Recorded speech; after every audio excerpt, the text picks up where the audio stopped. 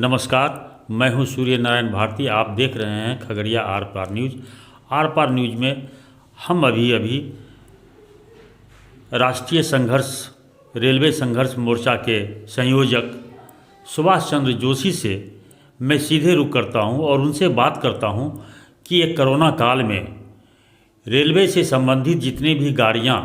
रद्द की गई या उसका परिचालन बंद हो गया, इससे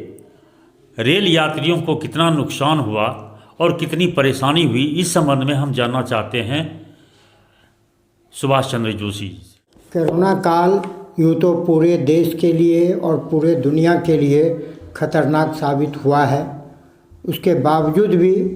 यह समझने की ज़रूरत थी यहाँ पर कि स्थानीय स्तर पर जहाँ हवाई जहाज़ का कनेक्शन जिस एरिया में नहीं है वहाँ आवागमन की कमी है, और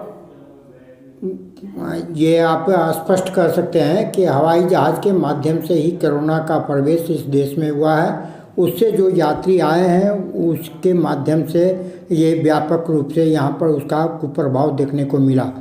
अगर शायद हवाई जहाज़ के परिचालन पर समय के पूर्व ही अगर रिस्ट्रिक्शन किया जाता तो शायद इतनी बड़ी संख्या में भारत में कोरोना नहीं फैलती। अब रहा कि जनता को राहत देने की बात, तो जनता को राहत आवागमन के सुविधा के सवाल पर जिस तरह से दी गई, पूरा डंपिंग एरिया बनाकर के खगड़िया को रखा गया, जिसके वजह से हमारे यहाँ एक समय ऐसा लगा कि बिहार में सबसे आगे कोरोना पीड़ितों में है, जबकि ऐसी बात नहीं थी। आप देखेंगे जब से ट्रेनों का डंपिंग यार्ड बनाया गया खगड़िया में, तब से जो है तभी से जा कर के यहाँ कोरोना का वृद्धि हुआ है। दूसरी बात, उसके बाद की बात अगर हम करें तो यात्रियों के लिए एक तो यह मानी हुई बात है कि ट्रेनों के परिचालन में आई कमी के कारण जहाँ रेल विभाग को नुकसान हुआ, भारी नुकसान हुआ,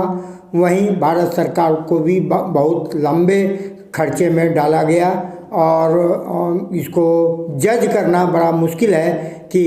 यह किस भाव से या किस परिप्रेक्ष्य में इतना बड़ा लॉस का मेकअप किया जाएगा। जहाँ तक बात है ट्रेनों के परिचालन का, तो आम जनता जिसको महानगरों से